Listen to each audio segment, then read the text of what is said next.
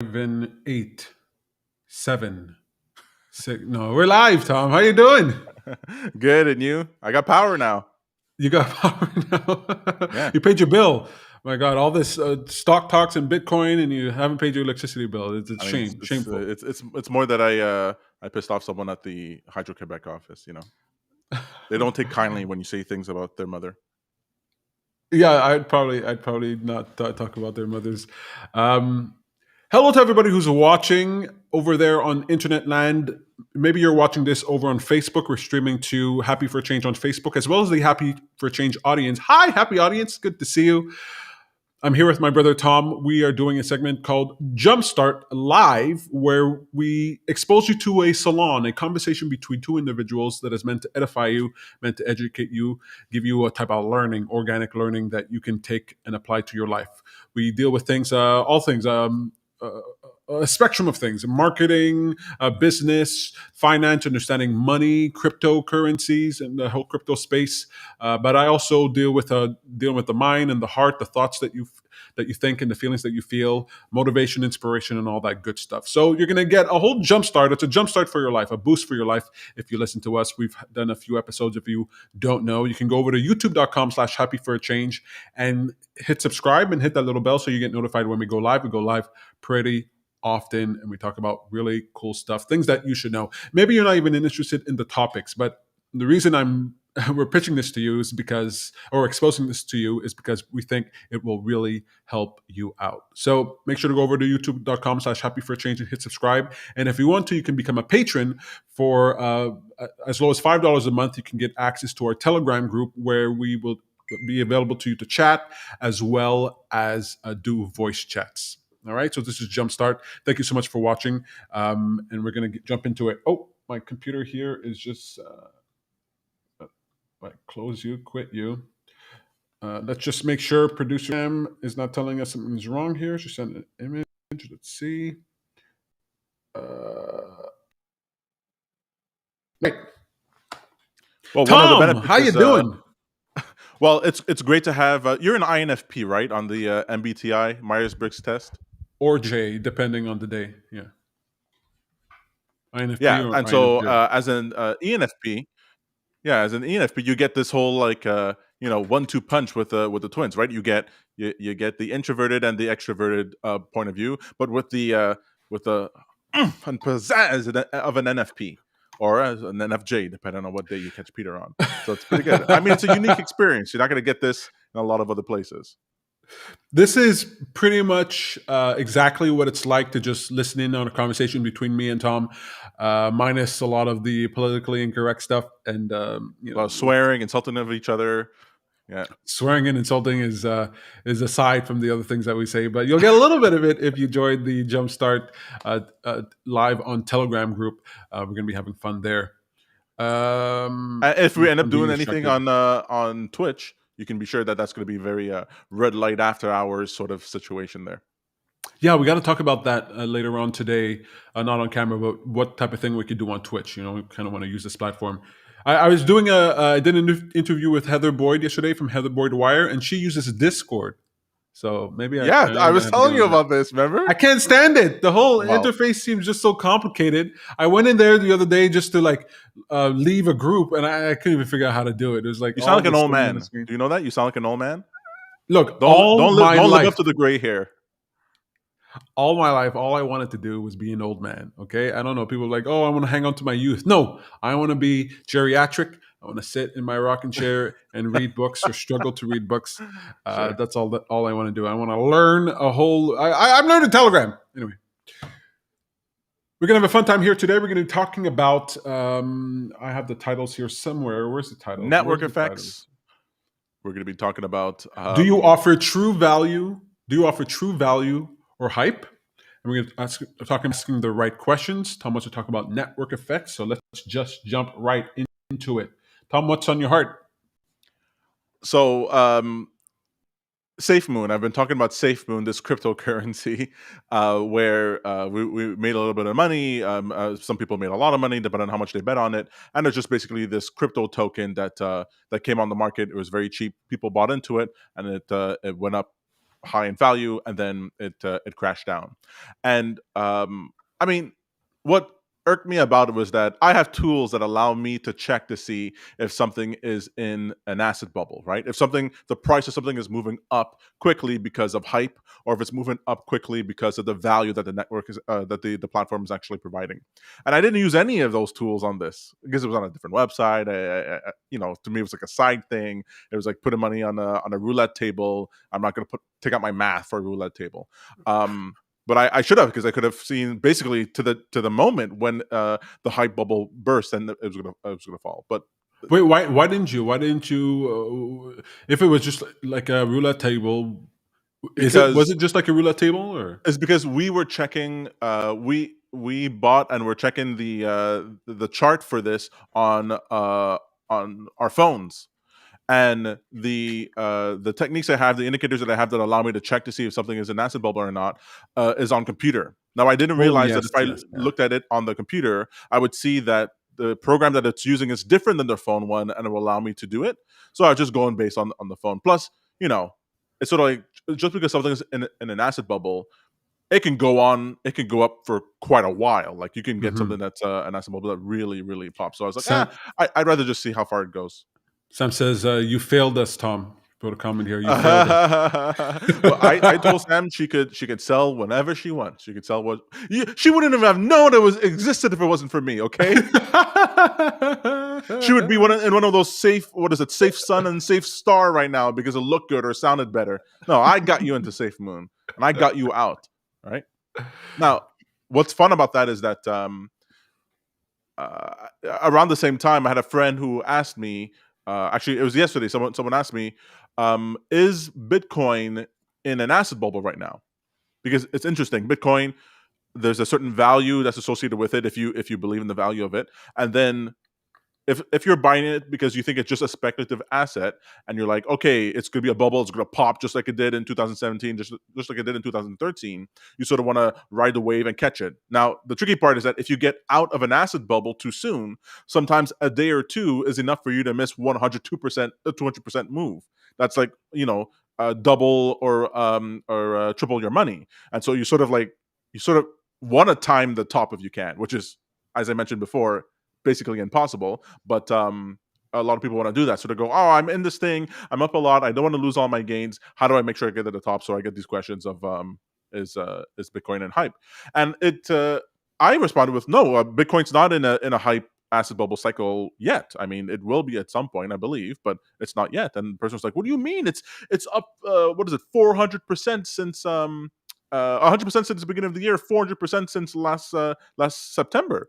I go, "Yeah, I Mhm. understand, but just because a price has moved a lot doesn't mean that it's in an acid bubble. That's in a hype cycle." And to me, it seemed perfectly obvious. I have these tools that allow me to check.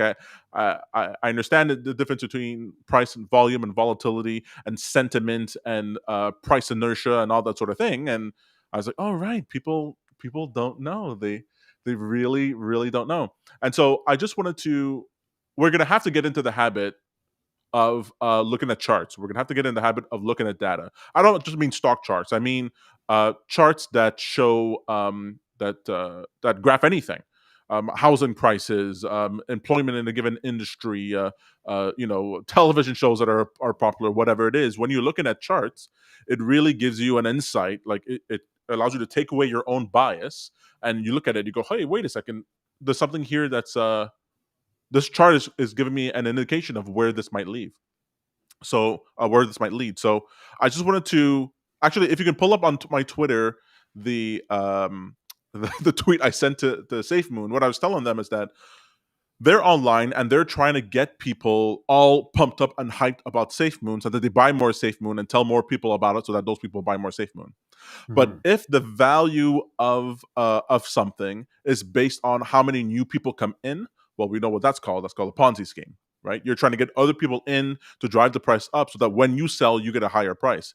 And what Mhm. that means is someone eventually is going to be holding the bag. Some people eventually will be selling when the price is lower than they bought it at, and then as soon as that starts starting, because the whole value proposition of buying this asset was that it was going up in price. As soon as it slows down, that's the same thing as it dropping, and then the price just just collapses. And so I was SafeMoon, because they were spending all this time talking about it on Twitter. I sent them this tweet where I said, "I admire the effort, SafeMoon, but you're mistaking hype for virality. You're creating an acid bubble, not network effects. Focus on the problem you're tackling, provide the best solution you can, and leave the evangelizing to your followers." Now, what I found so funny about this is that I think a couple of days after tweeting this out, like I mentioned before, competitors came out, Safe Sun and Safe Star, because Hmm. the value proposition that that SafeMoon is trying to deliver is that if you buy crypto token, if you buy their token, if you buy the SafeMoon token, or if you buy any tokens on their platform, they have this whole mechanism to ensure that you get paid for holding it with no risk. And so basically, if you own SafeMoon tokens, that the SafeMoon token will go up in value, and anyone who sells the token incurs a 10% loss on it automatically. 10% is taken right off the fee to disincentivize them to do that. And that 10%, 5% of it is distributed amongst those people who hold it. So this is this whole idea that you buy and hold, and the value of it is that you hold it and goes up in price. Now, already on the surface of it, I know that this is ridiculous. Like I already knew right from the beginning that they're just trying to generate a Ponzi scheme over here. But they might come out with a product that actually solves a need, or they're able to pull this off, and there might be something worthwhile there. But I wanted them to focus on that. Focus on building this app that they want to build, and proving if this idea works or not. Because if it did work, it'd be fantastic. Hmm. Risk-free money, right? That's the whole idea, risk-free money, which doesn't exist. There's no risk-free reward. Anyone tells you that, free lunch, you're like, okay, forget it. And I was happy to write this. Now they're not stopping. They are continuing with their hype machine. And what's funny is that the more they hype up, now, sorry, just go back to the chart, Peter, to the acid bubble chart on Twitter, and click on the white image. So this image over here is the shape of a classic acid bubble. Now, acid bubbles can change over, they're unique, but in general, they follow this sort of trajectory where you have at the beginning, you have people who bought at the beginning, they bought super low, basically as low, almost as low as you can get, and they bought. So on this chart here, you see the dotted line is the mean of the average price, Hmm. and the red represents like what the actual price would be. So the people who buy at the beginning, that's called smart money. Those are people who got in, they're early adopters, or they're the initial investors, and they have the least amount of risk and the most amount of reward. So as they get in and other people get in, you can get to this takeoff point where the price of the asset is higher than the average. That means everyone who bought it before is in the money, and you can imagine how these make acolytes for this. They go, "Oh yeah, I'm up 50%, I'm up 100%, 200%." So the other people hear this and they want to get in too. Now, when they get Hmm. in, you then eventually get to the sell-off point. The people who are in before, they're happy with their 200, 400% gain or whatever it is that they're up, and they start selling off, and you get this dip. And that's what you call this bear trap, because as it starts to dip down, because it hasn't really gone down before, and this is the first significant dip, people go, okay, the party's over, and time to short this, time to sell, because this is not good anymore.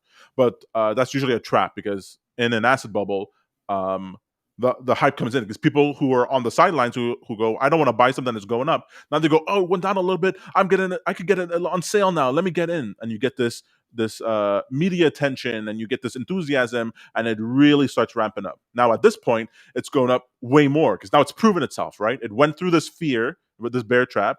And so many people are now in the money, and anybody who said anything against it are ridiculous, because look how high the price is going. And then all of a sudden, now you get media attention, enthusiasm, greed, right? Now you get people who are getting into the price when the price is sky high, right? These are the people who are buying high to sell higher. And then you get into the delusional phase where you go, this can do no wrong. Look how high it's gone. I mean, if it was going to fall, it would have fallen by now. This price is proving how good it is, right? You get these really true believers, never sell. Then you get this point, new paradigm. Okay, this price is showing us that something fundamental has changed in our society. And then that's usually the sign of the peak. And then you have this collapse where, as the price of an asset gets high enough, it just the fact that the price goes high enough causes people to be hesitant to buy in, right? If someone says buy into something, it's $1. I bought it at $1 and now it's $10, and then now it's at $10,000. You go, well, I mean, what if you don't have $10,000 to give? What if you don't want to buy it at that price? So then you have less buyers, right? Or everybody who was going to buy, who could possibly be convinced to buy, has bought it. So now that you have no more buyers and you have all these sellers sitting there, and then you have this momentum of the downwards, and then you come in a downward spike where the price starts to fall precipitously because it goes quick. It goes boom, boom. And it has to find the price has to find a new buyer, and you Mhm. get into this denial phase where people are holding, right? Everyone who bought from the greed delusion up to new paradigm, they don't want to sell because everyone before them made a ton of money. What do you mean? I want to make a ton of money too. Let me just hold it. And then you get to the point where the funny point where you call this in the markets a dead cat bounce, which is just a horrible name because it's this A idea that if you dead throw cat bounce. yeah, if you throw a dead cat to the ground hard enough, it'll bounce, but it'll just bounce a little bit. And then when it Oh, yeah, and it'll only bounce once, sort of thing. That's the idea. And so you get to this, if you pull up the chart again, you get to this return to normal. So that's a bull trap. So you call it a bull trap because that's where a bunch of people who didn't buy before, who were the marginal people, the people, a little bit of the people who would have bought, but the price is way too high. Now they go, now's my chance to get in. I was smart enough to wait for the price to come down, and now I'm going to get in, and I'm really going to clean up when it takes off again. And then it gets up, it goes up higher, and it doesn't get to the new height that it had before, but it gets to this return to normal. People go, it's right. We are in this new paradigm. Things have changed, and then again, you have the same thing because there's not enough buyers. A bunch of people are there's way more sellers than there are buyers. Then the price comes down, and it comes down more precipitously than it did before, and now fear starts. Fear really starts where people start selling. Oh my God, people who had profits, they're like, let me get at least something. And people who are underwater goes, I don't want to sell, I don't want to lose any more. And it just sells, sells, sells, sells, sells, sells, sells. This is pressure sells, and the momentum carries the price down until you get to capitulation where people go, I give up. There's no point in holding this anymore. Even if we were to go back up from now, I can't stand this. The torture is just too much. I couldn't stand the pain, and they just get me out of this, and the price falls below the average, sometimes even below the initial price that was there to begin with, which, by the way, is a great time sometimes to buy in. Like, that's what you're looking for in an asset bubble. If you want to get into it, you you want to buy wait in till it, despair. you buy into despair. You buy where people go, this is garbage. Now we've seen this. Hertz, the rental company, the car rental company, after the in the COVID crisis, the price, I mean, it fell like some insane amount. I think it felt like 90% or whatever. And then a bunch of, I mean, they declared bankruptcy. I think their stock was like $1, dropped from $50 to $1, something like that, some huge amount. And then a bunch of people bought it. A bunch of people bought it there, and institutional investors were like, "Oh, they're ridiculous. They're so stupid." Retail investors, they don't know what they're doing. But then the price went up from like $1 to $5, and people made 2, 3, 4, 5 times their money. Right when institutional investors are scrambling to make 20%, these people are making 300%, 400%, 500%. It was really quite remarkable. Fine, that created a new asset bubble in that time, but buying at the lowest part of despair is what's called value investing. Anyways, so Safe Moon So went through this. this chart is an asset bubble chart, Yes. and an asset bubble is not a good thing. An asset bubble is a good thing if you get in at the right part of the asset bubble. What I mean is, if you're creating something, you don't want the thing you create to go through the cycle. You want something else. Well, you might not care, right? If like I'm Elon not. Musk, I'm just saying, all things don't go through this. no, only things where the hype of it outpaces the actual value that it's providing. Gotcha. When the hype is what's being traded and not the thing. When basically when the value proposition for buying something is that it'll go up in price and you could sell it later on for more. If that's the value proposition, then and there's hype there, chances are you're in an asset bubble. Because then as soon as the price starts going down, then people have to sell because the reason they bought it was that it was going up in price. But if you're Not because buying they something believed because the in the. exactly. Yeah. And so if you pull up the second image in that tweet I pulled, I'll show you. This is the chart of Safe Moon. So you recognize that? That, my friends, is what we call a classic acid bubble. So everybody who bought on the far left side of the chart, they cleaned up, right? And Hmm. had I looked at the had I really been paying attention, I would have seen this is a classic acid bubble. And you see, the price goes up and then it drops. Do you see, Peter? If you could put your mouse um, right at the peak, find the green candle right at the peak. To the right of that is a candle, a red candle, and that shows the length of that red candle where it goes all the way down. You see how it goes all the way down? Yes, exactly. That's a bull trap. So that means that it's a red candle because it means that the price went from the drop from the top all the way down to the bottom of that candle, the wick, and then bounce back up to the bottom of the body of that candle, up higher, a little bit higher. So the candle has a big rectangle at the top, exactly right there is where the price can back up. So that there people go, oh, it's back up. The drop is just people who paper hands, they were weak and they sold and they shouldn't have. Look, it came back up so much. Look how strong it is. And then it bounced a little bit and then came tumbling all the way down.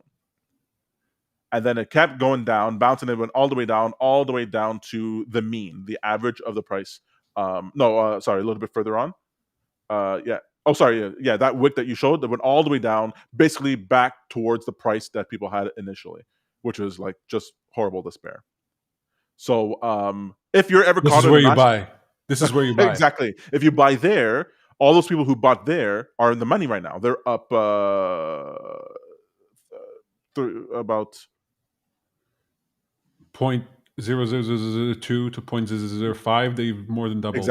exactly. They've yeah, more than double the money. So those people are happy, but you have to buy right in the despair. You have to buy when people are just like, "Get me out of this thing." Yeah.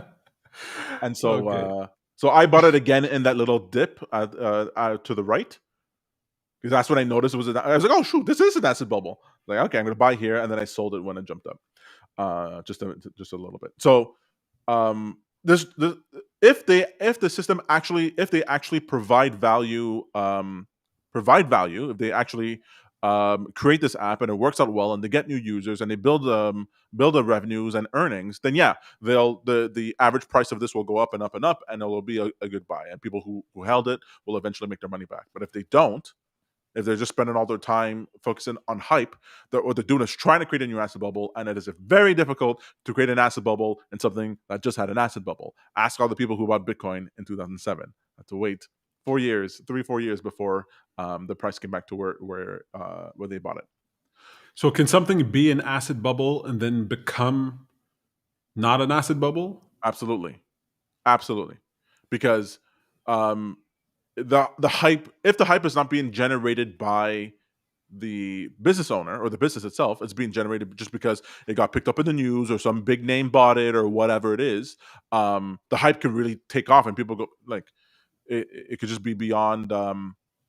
If people are overestimating the amount of earnings or the amount of demand that's there, they could cause hype in a particular thing, and the creator could be like, "Hey, whoa! I'm not saying that's what it's worth." Elon Musk did that not too long ago. He That's was right. like, his price went up to near 800, 780 or something like that. And he was like, it's overvalued. And people were like, Yeah, are he's you like, crazy? exactly. He's like, I didn't say it's worth 800. Who's telling you it's worth 800? Yeah, exactly. So I mean, we're not going to get into that now. The show's not about picking stocks, but the idea is that you want to think to yourself, what you're really trying to do is make sure that you're buying something where the value of it matches the price that you're getting. And if you're buying it because it's going up, if anyone tells you buy it because it's going up, then so that you can sell it, that's a classic sign of a Ponzi scheme, of an asset bubble. It reminds me of pyramid schemes where it's like, oh no, you'll get money because more people will come in behind you and give you, and you'll get paid based on the people who come in behind you. So now the value of what you're offering is only determined by people coming in behind you, and there's no inherent Yeah. value to the actual product or Yeah, service. don't mistake a classic mistake that people make is confusing Ponzi schemes for pyramid schemes. So a Ponzi scheme, you're buying something because later on you want to sell it at a higher price to somebody who's only buying it because they want to sell it to somebody else at a higher price. Mhm. But a pyramid scheme is where the income you are making is dependent on the people below you. So you're not selling something later for it. You're getting a piece of someone else's um, earnings, right? Yeah, no, I didn't mean to say that they're the same, but this idea of what to look out for, what questions to ask yourself as you're trying to determine if something has true value or if it's just hype. And I see some of that in a pyramid scheme where the hype factor is really high, right? Well, the And reason the I'm making the value. distinction is that in a Ponzi scheme, as soon as the price momentum starts to be negative, like the price performance is negative and the momentum slows down, and then you get this increased momentum downwards. Um, the whole thing is founded on the hype cycle. Whereas in a pyramid scheme, you can have the interest in the pyramid scheme slow down, but still make money. Because if the thing itself is, think of it uh, like a referral program.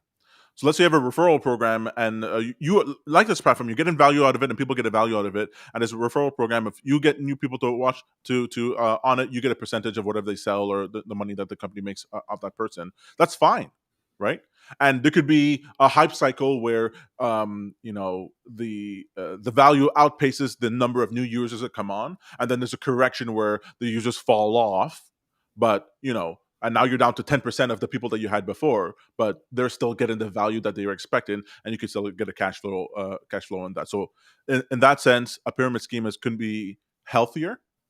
You just have to make sure that there is actual a value to the thing you're promoting that's separate from the price appreciation, from the money that you're Is, going to make.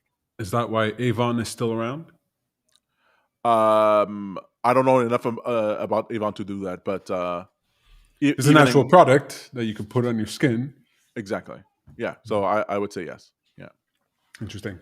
All right. I really like this. When it comes to our the decisions we make for our personal business, sometimes you're creating value, of course, or at least trying to, but you can easily get pulled into caring about the hype or generating hype for your business. So if I'm in a business, should I care at all about the hype or should I just focus on the value? Is it wrong to use hype for what you're doing if there is value, or is it only wrong if there's no value at all? So people can conflate hype with marketing, right? So in the I'm a proponent of this model that I've been developing called the adventure model, and the idea is that your marketing. Well, let me just boil it down to this: you want to make sure that when you're selling a product, that you are netting a profit, even a small profit, from the sale of a product. What happens at times is that people sell a product at a loss, right? In the hopes of, as it gets more traction, they put out a product, they'll sell it at, they should sell it at $500, but they're selling at $200 to get people in the door, and later on they're going to increase the price as they get good visibility. This is a very hard idea, right? This is first to market, saturate the market sort of idea. You need a lot of money that often other people's money that you're willing to waste on the hope that you take. I do not recommend doing that. What I recommend is that you sell a product so that you always have a profit on it, even if it's minimal. That way, you have a reason to continue making the product, and then let the value of the product. Let you're so focused on the value that the product is providing you that the person who buys it has to tell someone else about it. This is the thing that's so interesting. If you find a fruit tree somewhere, if someone finds a fruit tree, or you find a fruit tree, and then you tell someone else you plant a fruit tree, and then someone comes and gets a fruit from you. Now, if that person goes off and someone says, "Hey, I would love to have a fruit, I don't know where to get some," the person who bought it from you, now they gain value in the eyes of this new person if they tell that other person about your fruit tree. It's a no-brainer.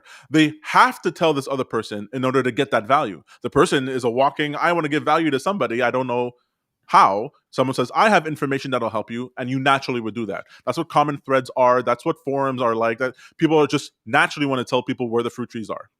And so, if you There, provide there it, is there is some element, some situations where you wouldn't, right?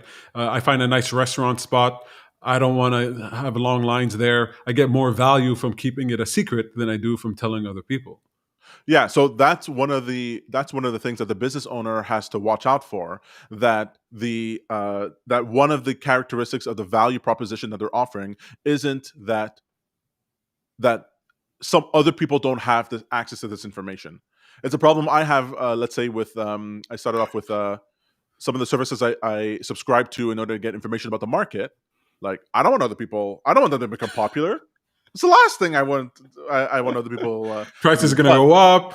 exactly, and so let's say um, that company, then I expect them to make money based on the information that they're providing. Like that their main thing isn't a sale of this information, that they are also using this information in order to make money, and they're just selling on the side in order to get some side action.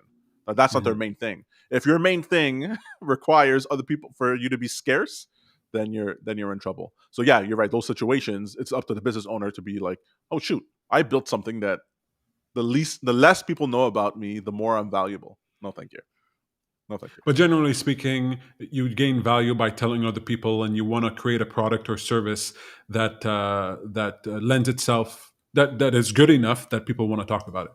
Yeah, that's why it's not always the best idea to make the cheapest product. Like, oh, what I'm trying to do is to offer cheaper or faster or sooner. You're trying to offer a product that, for whatever value proposition you're offering, someone else goes, oh, well, you have to do this. And so, what happens is that people confuse hype with marketing, because they go, I need to get people pumped about my product, that, oh, it's so cool to have the product. But if you're depending on that, then you got to keep that fire going. It's like sort of like keeping a fire going without the proper logs. You're gonna have to keep on building, adding fuel to the fire, because it's not sustaining on its own. You want a self-sustaining system. And so what you want to do is, if you're gonna do any hype, make sure that the hype is that you're underselling your product, but that it still comes off as hype. So, um, So it's Vitamix will like talk about. you're like at a bar, and you're like, "Honey, I'm gonna rock your world," sort of. No, no, it's more like you wanna get the girl on your personality, and later on they find out that you're wealthy. Like, you want there to be like the surprise factor, that someone uses your product because the hype got them to try this for this particular thing, and oh, it turns out this other thing is there. So, for example, I love Fluvog shoes. I'm going to talk about them all the time. They're one of my case studies. So you buy a Fluvog shoe, and it's so interesting. And what's so interesting about it is that the shoes are so unique. They're just so unique. And then you find out afterwards that they're limited edition, and then you find out afterwards that there's a secondary market. Like, you don't buy Fluorox shoes because there's a secondary market. You buy them, and later on you go, oh shoot, I could sell this for around what I bought it for or more. Oh crap, now I have to tell somebody else about it. If someone says I want to buy shoes, now I have to buy shoes from them. So Mhm. the hype for Fluval comes with, look at this crazy new design, and then you find out later this extra information. So you can still do hype. Just make sure that the hype level and the valuation of your actual product, that the value is higher than the hype. Because what the hype is it's sort of like a credit card. You are borrowing um, trust or reputation, depending on what's going on. You're borrowing something from the future, so you're borrowing expectations, I guess. You're You getting owe credit. Exactly. You owe the customer not just what you promised them, but more. You have to pay back the interest on the credit that you purchase. Like, you really have to think of it that way, that you're you're promising something, and so that person's expectation in their mind is always going to be more than what you think you promised. So if I'm a web developer and I promise someone a website, so someone comes to me and says, I want a website, and I'm expected to make $100,000 a year off this website.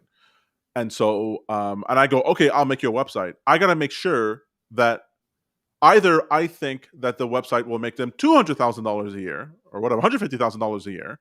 And I'm saying, okay, yeah, 100,000, because I think they're lowballing it. Or I got to correct their assumption. I got to be like, I can't. you got to I can't give you a website to give you 100,000. I got to give it 50,000, and then get 100,000. You got to under promise and over deliver, because that person doesn't understand that when they're buying it from you, it's no guarantee. They think they're Hmm. getting something that'll give them this, and so Hmm. you have to make sure that you match that expectation. Which is it's very interesting how as soon as you think about, I'm going to provide a product that I'm netting a profit on, I'm going to let the value be the generator of the hype, and I'm going to under promise and over deliver.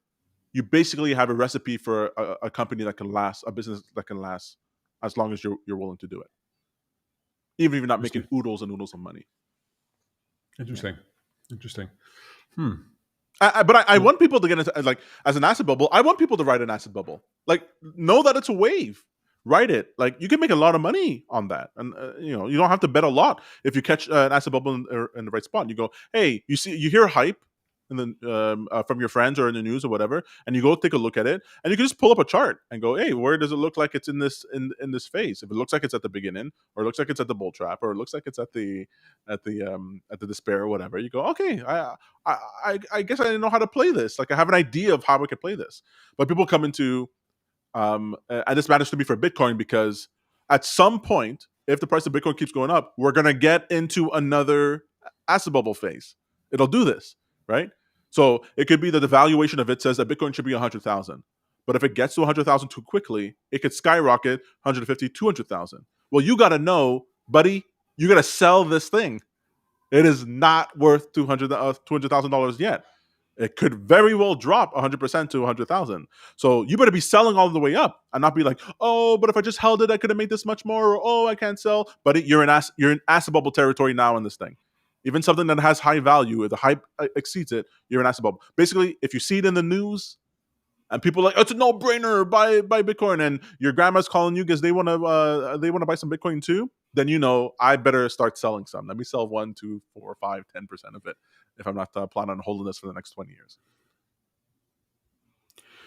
interesting. So one of the questions that's coming out of this for your everyday life is this hype? Is this value? Is this an acid bubble or not? So Those are this is very where important questions. reading charts comes into play. Let me actually show you a chart. So people don't use charts enough. All right, they really don't. They think it's they Some think some it's use charts too much. Some use charts too much, I'd say. well, the people who don't use charts enough, they think it's nerdy or complicated, or whatever it is. It's really one of the most useful tools you can, because you don't want your own bias to affect your decision making. It's so easy to think that what you're doing is right and what other people are doing are wrong, Mhm. or to say that something's worth something or not, or whatever. You need to have some way of gauging that. And so, for example, I talk. Actually, let me show you Google Trends. Right, so Google Trends will, if you switch to my screen over here. So Google Trends is a website that allows you to see what are people searching for regularly. So there's Google Trends here, and so I'm just searching for Bitcoin, just references of Bitcoin over in worldwide, and I'm just trying to see Bitcoin, cryptocurrency, Ethereum. How often are people searching this? Now you can see this chart at the bottom over here that's showing this chart that goes up and then down and then up and then down. So this peak that you're seeing here is the 2017 peak that corresponds with the high that we saw in Bitcoin over here. So if we take a look at Bitcoin real quick, this the peak that we see there corresponds to this peak over here in 2017. Like, that's that same peak that we see here. So if you were holding Bitcoin this whole way, as soon as if you were checking Google Trends regularly, you would see the spike, and this spike gave you from November 19th all the way to December December 17th, a warning window as to when the price of Bitcoin was going to fall. So this whole time over here, you would have known that this period over here. Let me just this period over here. Oh, never mind. Let me not show that. Basically, this ramp up that you were in acid bubble territory. And you can use Google Trends in order to get information on all kinds of things. Let's say I want to know, for as a web developer, I want to know what's the popularity of this job. So I'm going to change web developer here to the occupation. I'm going to take a look at it worldwide, and I'm going to check over the period from 2004 to present, and I could see, oh, the interest in Google Trends and web development is dropping over time, right? So this is giving Mhm. me an indication that this industry that I'm in and the job specifically that I'm doing is this is just an overview, is in some sense becoming less popular. And that correlates with, if you'll switch back to me over here, that correlates with what I've been seeing in my own industry, that people's oops, 1 second,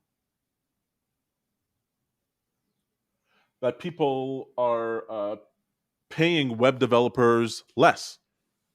I've been noticing that 10 years ago I could get $10,000 for a website, and now people are like, "Well, just tell me how to set it up for free on Wix," which makes sense. I mean, you were doing an interview with Heather Boyd, the Wire Lady, yesterday. Very fascinating, and she was like, "Yeah, my website is not really. That's not really where I get my business. I get it from Etsy. I get it from social media, and my website is almost like just a hub, a presence that people barely go to. It's possible for people to buy products from her and never go to her website.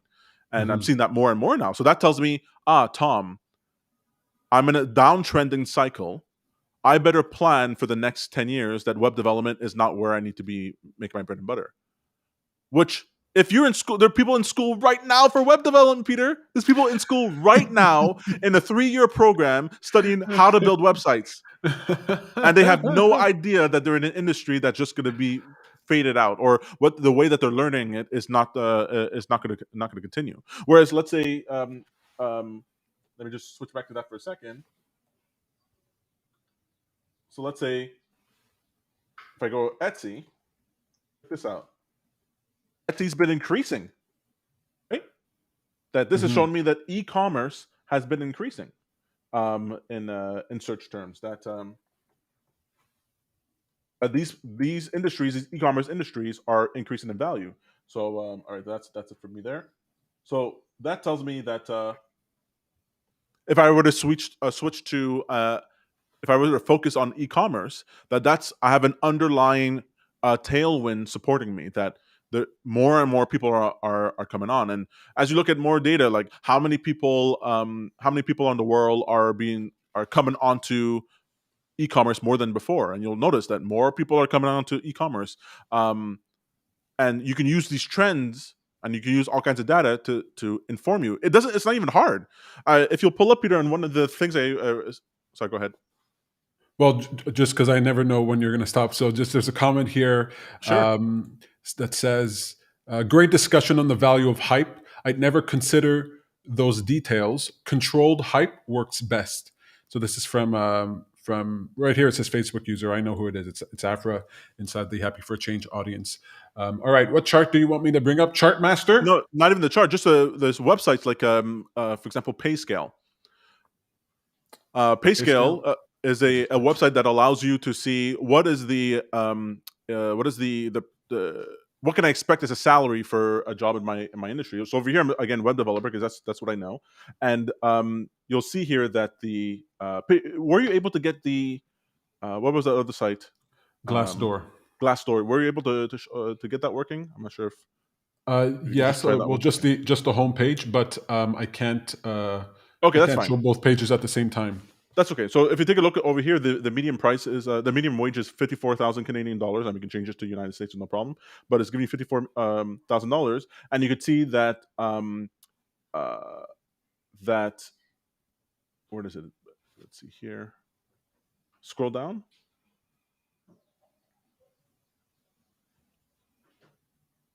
Okay, over here you're seeing that the longer you are in the industry, like the most you can really expect to make, even at 20 years, is 73,000, right? 73,000 is not a lot. This is plateauing the longer you are into the industry. And Mhm. then, as we saw before, with the downtrend of the of a web developer term in Google Trends, you have to have the expectations that people are making $73,000 if they were in the industry for 20 years now. So you can have an expectation that that number is going to downtrend over time. That people are not going to make that much. Adjusted for Mhm. inflation, they're not going to make that much because web developers are becoming less and less in demand. And so maybe uh, maybe you adjust your prices now in order to get as much money as you can. You give less discount to put some money on the side in order to retrain yourself in order to do something else. Maybe you create a side product that allows you to do e-commerce. Sell something on the side. Maybe you make a training course for other web developers because training course allows you to scale better. Maybe like me, you tell other people to set their expectations better for what they should expect. Maybe do second opinion on proposals that people get because you know they can get a cheaper price. Whatever it is, like you use the information in order to guide your thing. This is just in my industry. You can use this for any field, any industry, any interest whatsoever. You can find information that supports that, and it really doesn't take months and months of digging around to figure out this information. Just looking at it, it becomes more transparent and super useful. So you want to use this data to help predict what's going to happen, the trends that are happening in the future. So I'm on Glassdoor right now. You're saying this can be Yeah. seen here. Let's see here.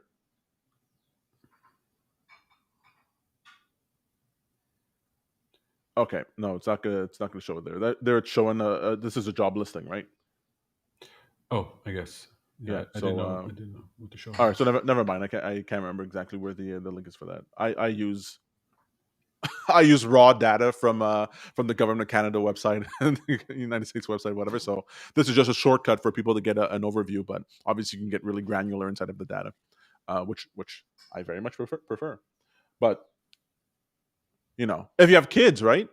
You want to look at this. Your kid says, "Oh, I want to be a lawyer." You go, maybe not. Those jobs are being automated away. Like maybe you want to be careful with that. And or someone else might be like, some kid is like, I want to be a YouTuber. You go, oh no, a YouTuber's not a real job. Yeah, well, check it out because those people are making more and more money more reliably, right? And they don't have to wait until they're our age before they're making the same salary. So it allows you to put things into perspective.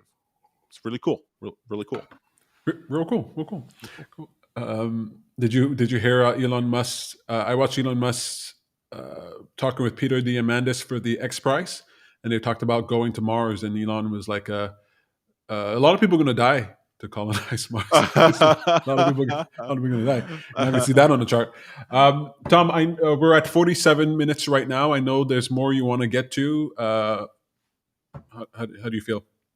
Well, the only thing I want to touch on is this idea of network effects. Now, I'm not going to go into long-winded details about it because we're going to be talking about it a lot over the next couple of months. But the idea is that stop thinking of technology as a sector. Technology is not just a sector that someone works in. Technology is affecting every industry that you're in, from agriculture to education to health to anything. And so, what happens with technology is that normally human beings are used to this type of linear growth. Even this cyclical growth. You can understand seasons. There are higher sales in Christmas and lower sales in summer. Let's say for toys or whatever it is. We're used to cyclicality or linearity, but human beings were not used to network effects. And network effects is this idea that the value of a network is proportional to the square root of the number of members of that network. And easy to understand with Facebook. One person on Facebook, not really worthwhile. 1,000 people on Facebook, worth more because more connections can happen. And a billion people on Facebook, now the party's really getting started. You can have a lot more connections that are happening between people. And so what you're going to see is that these charts that you're going to start looking at more and more now, they're going to start doing like this exponential asymptote. They're going to be like, they're going to go from traditional linear sine waves to really, you could have the sine wave, but really it's going to start ramping up. And interest in the field and money in that field is really going to be pouring in as AI starts uh, to provide productivity, as technology starts to replace individual workers, and as the internet network that we have becomes more useful for more things than just looking up information for distributing actual productive things. You're going to see a huge boost in network effects. And so don't be, or rather, what you want to do is you want to make sure that somehow, some way, that in your life you are taking part in one of these network effects. Now, we talk about get some cryptocurrency because that allows you to see what a network effect can feel like. But you want to be looking at your business or yourself as an employee at your industry to go, are network effects in play in this industry? Now, I'll put in the comments an article that I shared with you, Peter, from I think it was Andreessen Horowitz, which goes into more detail about network effects. But you're looking for this. You want to make sure that you're in it, because if you're in an industry, if you're in a job that's taking advantage of network effects and you're buffeted against technology, like being replaced by technology and AI, then you can end up being, oh my god, so well placed. Really make a comfortable money, a comfortable living, and have a nice path ahead of you. But if you're not, you are getting ready to be replaced. You are going to be replaced eventually. You are, I mean, being a lawyer was one of those jobs that people were like, or a doctor is one of those jobs that people are like, for sure, you get into this, you're guaranteed for life. Well, operations are going to be starting. Diagnosis is going to be provided by AI, and more machines are going to be able to do those surgeries and test better. In law, you have, I mean, for goodness sakes, you have places where the justice system is decided by a software that is not even a lawyer. The person his profile is judged by a software. The details are judged by software, and the software says guilty or not guilty and sends the thing to a judge before you're ever in court. Right? So if you think, oh, I'm going to start myself as a paralegal, and then I'm going to become an associate, and then I'm going to become partner, like, you don't I know what the remember future of law is going to be like. I remember watching this news segment, and there was this banker lady who was like, "I went to school to study this. I did years of school, came out and worked at the job, and just all of a sudden, her job is gone because an algorithm can do my job better and faster and more efficiently." She goes, "I never even imagined. I've heard about automation. I've heard about technology. I never even imagined my job could disappear literally overnight. Like there was like no warning. It was just, oh, we've replaced 50 of you with this software." People don't realize uh, just how precarious the situation is. Andrew Yang brought this to the forefront in the 2020 presidential campaign when he talked about automation. Truck drivers, retail workers, and customer service agents, all of which are going to be replaced within the next 5-10 years. That's right. Like Not you're even that sitting long. down at, Not even not that even long. that long, you're sitting at your cubicle doing customer service. You're like, oh, okay, so and so Jennifer has been here for 20 years, and I'm not moving up in the company, but I can stay here for the rest of my life. No, that cubicle job is on its way out. I go into a McDonald's, I'm going to that machine more than I'm going to the person behind the counter. And going to a store now, especially after the pandemic, to buy clothes. Now I'm buying it online. I'm going onto Etsy. I'm having different experiences. Those jobs are going to be cut away super quick, and people don't realize what's coming down the pike, like what's happening. That's why uh, being aware of what's going on and getting yourself invested, taking an interest in what you're talking about here, the technologies and crypto space, the new things, the things that demonstrate network effects, the things that leverage your own ability to do more, and caring about the value of what you're offering is so important. You could have gone by without it before, but now it's going to be indispensable. There really is going to be a division between those who get this message and those who don't. Yeah. So you have to be able to use the technology, and you have to be able to be creative. Like, creative jobs are what's coming. I don't mean you have to be an artist or a musician or something like that. I'm talking about that the job.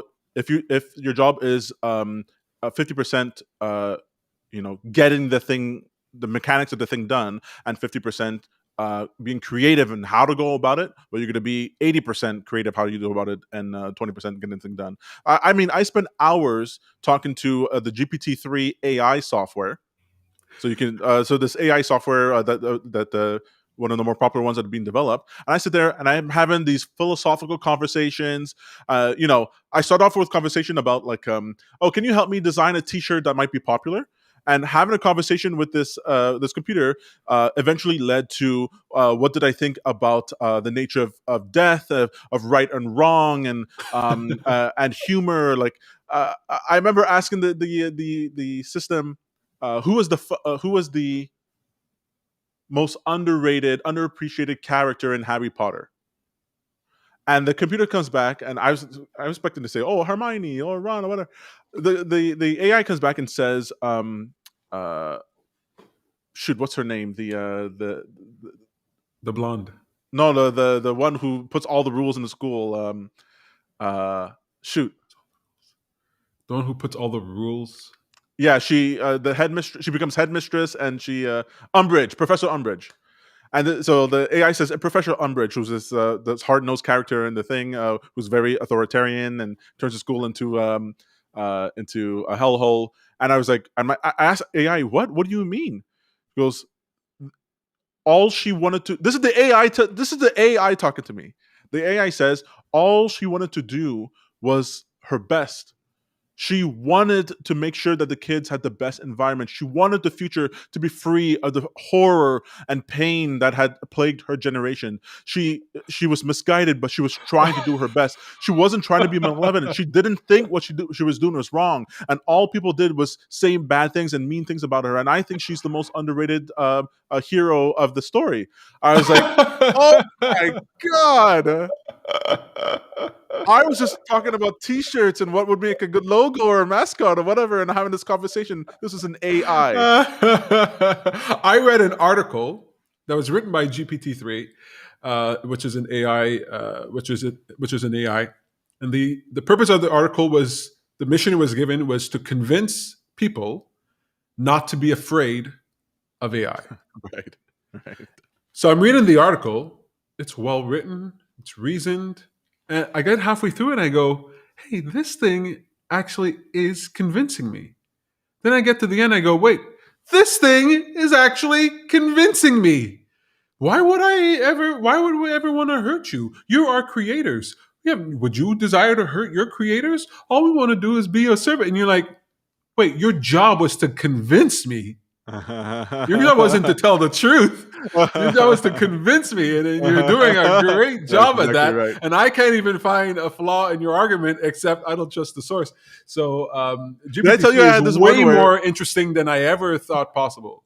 Did I tell you this one where the AI says, "I was trying to say, how can I know that you're real, that you're alive? You know, you're just in a computer." And the computer's like, "No, I'm in the real world. You're in something. You're in some place that I can't see, I can't What? touch. You're outside of where reality is. You're the one outside. You prove that you're the real one. I know where I Wow. am. I have no idea where you are." And I was like, how would I ever prove that I'm not in? I was like, wow. I was like, I'm sitting back in my chair. It's like, what is, I think I took screenshots. I thought it just blew me away. One of the applications that I'm excited about AI, and we're not going to dive into this, was that it's not just that you're talking to this AI. It's that there's one application where the AI will analyze your speech and the way you talk, and then you can plug this AI into your website or social media or whatever, and then it will answer people on your behalf in your voice. Like it will be indistinguishable from the way that you speak. That's wonderful as a support for me. It's going to be a whole other thing once I'm dead and gone, and then my persona can Right. be used. Right, Joe Yeah. Rogan is going to be one of these people where you're going to be able to download Joe Rogan and put him on your website, and Joe Well, Rogan will answer isn't that what questions. a well-written book is like? Where that person's ideas and thoughts are still affecting the next generation? There's just a more efficient way. Look, my point is just that you're going to want to know how to use these tools in order to enhance your work in the same way that you need to know how to use Google in order to access information, right? There's a bunch of things now we don't need to know because we could just ask Google or ask Siri or whatever it is. And if you don't know how to use these tools in order to become more productive in what you're doing, save yourself time and come up with new ideas, then you are being left behind. And it's Mhm. not going to be like Google, where you could for a while you could still use the brick and mortar walk on traffic, some ad on the radio and the newspaper in order to get by. This is going to be an order of magnitude change that's like between the difference between TV and YouTube. It's going to be that order of magnitude, and so you need to know how to use the tools. Don't be afraid of them. Get used to them. Sit down and talk to them. Look it up. Don't wait till it's the next big thing before you're aware of these technologies. You need to be aware of it now, and they're tools to be used to become more creative and work faster. All right, we got to wrap this up. I had a few things to say. I know. I'll just throw them in real quick. It's not going to take long. This is on the question, the nature of what questions to ask yourself. Generally speaking, you want to focus on 6 questions: who, what, where, why, how, and when. But for now, I'm just going to focus on the what, the who, and the how. I'm sorry, the why, the what, the who, and how. So the why is your motivation, right? So one of these questions you want to ask yourself in order to jumpstart your life is like, why are you doing what you're doing? Right? Whether it's the job that you're doing or the people that you're talking to or the things that you watch, like why are you doing these things? Because if you can figure out why you're motivated to do these things, you're going to either figure out that you want to do more of this thing or less of this thing or none of it at all, which is going to free up it's going to free up your work. It's going to free up your day. It's going to make you more efficient. It's going to cut the fat off that you don't need. So understanding your why, your motivation is very important. Maybe you're very motivated to help your parents, right? To help your mother and your father. You want them to be able to retire or something like that. That's a great motivation. And the more you get in tune with that, the more you can figure out how you're moving forward. The what, when you're focusing on the what, that is your desire. Right, I'm pulling these principles, these questions out of my workshop called the 6 Guiding Essentials. Tom, you know about this, the 6 Guiding Essentials. I call it the Shepherd, in order to help other people as well as helping yourself. The what is your becoming, right? You might be working, Tom. People work on their products, their service, and sometimes I feel like they feel a disconnection between what they're creating and themselves. But the truth is, what you're creating should be, if you want to provide true value, an extension of who you are. That's right. Because if it's an extension of who you are, then the care and attention that you're going to be putting into it is going to be significant. It's going to be sharp. It's going to be laser like, and also you're going to be able to figure out iterations and variations on this that are unique to you. And when you talk about being creative in the future, part of what you're going to need, why you're going to need creativity, is that we're going to need something unique and original from you. Right? If a computer can do it, if a machine can do it, if somebody else can do it, then why you? Well, why you is because you're going to be providing your unique perspective on this. So when you're trying to figure out how to add value to your product or service, how to add value to your offering, I find that the best way to do that is to figure out, well, who are you and why does this matter to you? A lot of times, right or wrong, we tend to try to create a product so that the masses will like it. But more and more, I'm finding examples that when you create something that masses like it, be damned, it's that it's solving a problem for you, that you actually like it, then more often than not, it becomes something that can be very useful to the public at large because other people are experiencing the problem that you're experiencing and you're providing this unique solution. So understanding what you want to become. Look, you might be achieving success in your business or service, but you don't want to spend your time doing that. Like, this is not at all what you want to do. And it might pay the bills. It might do this, it might do that. It might get you status, but it might not be what you want to become. You might not want to be this person. And so it's important for you to understand what you value, not only to determine what you're creating and how to make that unique and original, but to determine whether or not this is even worth your time, if this is something worthwhile in your life. Uh, the who is yourself, and just know that whenever you're solving problems, you just want to orient that towards yourself. You want to ask yourself like, what can I do? What can I do? Not it's fine to ask what other people can do, but the power comes in understanding what you can do. And then the how is the habit. Habit is the key to creation, which is why we're doing Jumpstart, right, Tom? We want to create a pattern of thought for people to start thinking through ideas, to be exposed to different things. And we know, if you're not like us, like Tom, we're hunters, right? We're out there and we're always getting information. We're totally unsatisfied. I don't think a day goes by where we don't learn something new or take action on something that matters to us. But other people don't have time to do that. Their life is set up in a different way. They didn't learn those habits growing up. Well, that's what Jumpstart is here for, right? Jumpstart can help you to think. You don't have to go perusing the world. We're perusing the world and bringing it to you. We're exposing you to ideas and concepts that you might not be thinking of. And that is the how. Habit is what creates. Habit is what determines what is. Everything that you are today is an amalgamation, an aggregate of all the habits that you've accumulated in your past, and your future is going to be an aggregate of the habits that you move forward with. So, what kind of habits should you do? Well, you want learning, becoming more aware, caring about what you're doing, finding your value, figuring out who you are. Those are important questions, and if you don't do that, you're going to be walking around in the forest without a compass. You're going to be sort of lost, not knowing what to do. You need guiding principles. You need a way to orient yourself. Habit is the way that you practice that. Habit is the way you make that, you ferment that in your life.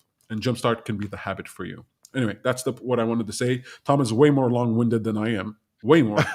Well, just to say there, the reason that you people needed things to be mass produced before, because that was the only way to stay viable, right? And it's sort of like, how many TV shows do you hear now that no one else knows about, or a YouTube channel that you watch that nobody else has heard about? It doesn't need to have millions of viewers or followers. It's fine if it just has 1,000 that appeals to that appeals greatly to those 1,000 people.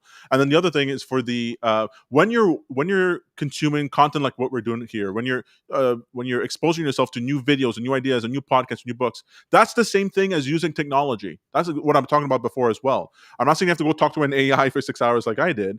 Just watching this is using technology to access information and access a new way of thinking that you wouldn't have access if you weren't using technology to do it. Don't take it for granted, your phone or your iPad or your computer or whatever you're doing right now. This is using technology.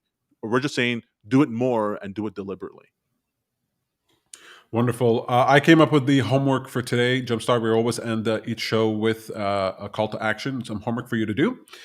I came up with one. Actually, as you were talking, I thought of something else, and I might throw that in here.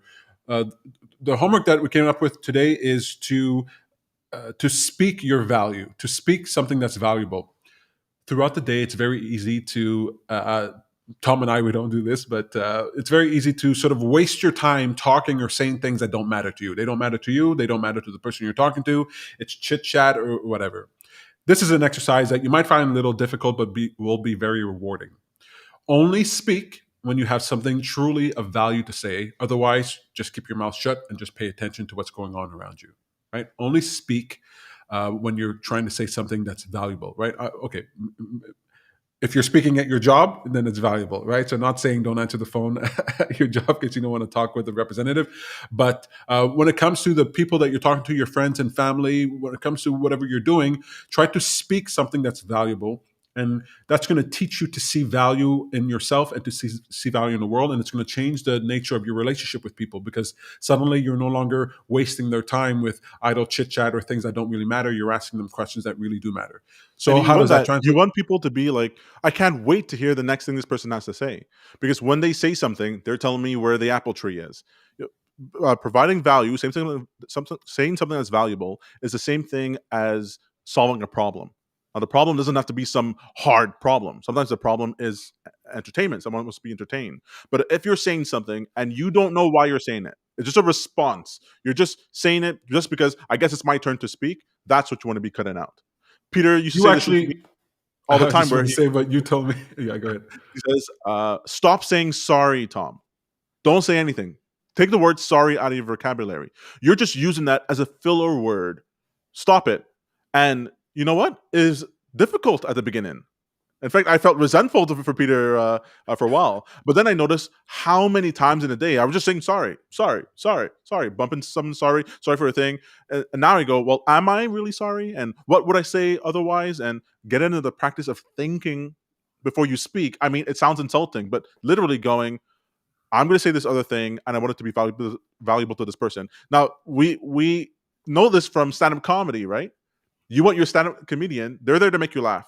So don't say anything in there that's not about you making us laugh. If you say anything in there that's not about making us laugh, either directly or indirectly, boo, you're out of here. And so you have to like cut off all this fat in order to make sure you get to the meat. And I do this with children. If they start talking to me, and it's just blabber, I've heard you. just I've heard you. talking, I go, "Whoop, stop right now." Nope. And so I love when the kids come up to me now. Yeah, And but go like, you'll say things like, "Look, I'll talk to you for as long as you want to talk, but you got to be telling me something." exactly.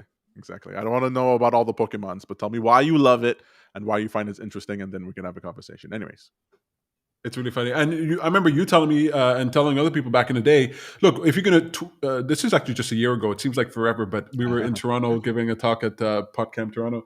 And it was don't tweet, post on Instagram, anything that's just for whatever. Make it be absolutely essential, absolutely valuable that you like proud that you posted this on social media, because some people can get into the habit of, oh, I just want to tweet because I haven't tweeted today or whatever. It's like, right. no, make it meaningful, make it valuable. Get into the habit of, even if it's a tweet or a post on Instagram, make it valuable, make it creative, make it unique, make it something worthwhile. In my training programs, I say impress yourself. If what you just posted is not something that you read and you look back on and you go, oh wow, that was really good, then you didn't put enough effort into it. It's okay if you take 5 days in order to post one Instagram picture, as opposed to I read a blog post that says I need 3 pieces of content per day. Don't be ridiculous. You want 3 pieces of garbage per day? Stop it. All right. That's right. That's right. And if That's if right. you're the kind of person that someone goes, they haven't posted in a while, but I know when they post, it's meaningful, then people are going to look forward to it. You'll build up your following slowly, but the people will engage with it more. And the value that you'll get in different algorithms and how they'll show you over time, it starts off slow, and then you can take advantage of these network effects on your own. And the other thing I wanted to add for homework, because you talked about network effects. The way I understand it is, maybe this is tangentially connected, but the way I understand it is, human beings, they think linearly, but they're not programmed to think exponentially. So Yeah. it's like you can look at the rock and you can look at the line and go, okay, if I take these many steps to get there, and then the line will meet up with me. But predicting the growth of technology or something like that is hard for us to do. Actually, Yeah. we're not formatted for it. You wanted to add something? Yeah, one of a great example that I heard is like, if I tell you how far will I be if I take 20 steps, people can judge that approximately. If I say how far will I be if every step is exponential, they can't they don't know. They can't guess. In fact, if you took 20 steps exponentially, you'd go around the earth twice. That's like if I gave you a penny and doubled it every day, how much would I have Exactly. at the end of the month? It's like, oh, I don't Exactly. know, 10,000. No, it's a million. It's a Yeah. million. Einstein said Oh, compound interest is one of the fundamental powers of the universe. Yeah. that's Exactly. fantastic. So, on that note, I really do suggest taking a look at a talk by Ray Kurzweil. He's the lead engineer at Alphabet. He talks about exponential growth. Uh, he has an incredible success rate with predicting technology, like 80%. He's invented a lot of things. You definitely want to go and check him out. You can look at any talk he's given in the last 2 years, maybe even three, because he gives the same talk all the time. It's the exact same talk wherever he wants. So just wherever you want to see him talk to rich people in Saudi Arabia, you want to see him talk at TEDx, TED.com, whatever. Just find a talk by Ray Kurzweil. Maybe I'll post that in the comments or in the description. Ray Kurzweil. He talks about exponential growth and what we can expect from that. All right. That was a lot of fun. Hour and 12 minutes. Okay, okay. It looks like an hour 15 is really our sweet spot here. We came here today with literally little to talk about. In fact, actually, no, Tom left a lot of things on the cutting room floor. There's so much you can get from Jumpstart. I hope that you enjoyed this experience. Thank you to Afra. Thank you to Samantha Barley, self-discovery life coach extraordinaire. If you want to take part in what we're doing, please go over to youtube.com/happy for a change and hit subscribe and hit the little bell so you know when we go live. Right now, we're going live to the Happy for a Change audience on Facebook, facebook.com/happy for a change, but that won't be the case forever. So you'll get access to the live shows on YouTube. Eventually, the live shows will not be available after they're done. Everybody will get them for free live, but you'll have to be a patron on patreon.com/happy for change in order to get the recorded content. So you can get for $10 a month, you can get the audio content, and for $25 a month, you get the video as well. So you can go back, rewind, look at things again. But on top of all that, on top of the other things that you'll also get access to the Telegram audio and video chat group and audio group. So that's really fun. And you're going to have us in your pocket. You're going to be able to ask any question. Okay, you're building a website, you're starting a company, you're trying to stay motivated, you can't get out of bed in the morning, whatever. We're going to be right there you definitely want to participate in that. Jumpstart Live is on Telegram. I've had a lot of fun with you, Tom. I've had a lot of fun with everybody else. Thank you so much for watching. My name is Peter Hartman, I'm Tom Hartman. and you're watching Jumpstart. Jumpstart Live. Jumpstart Live. Take care, folks. Bye.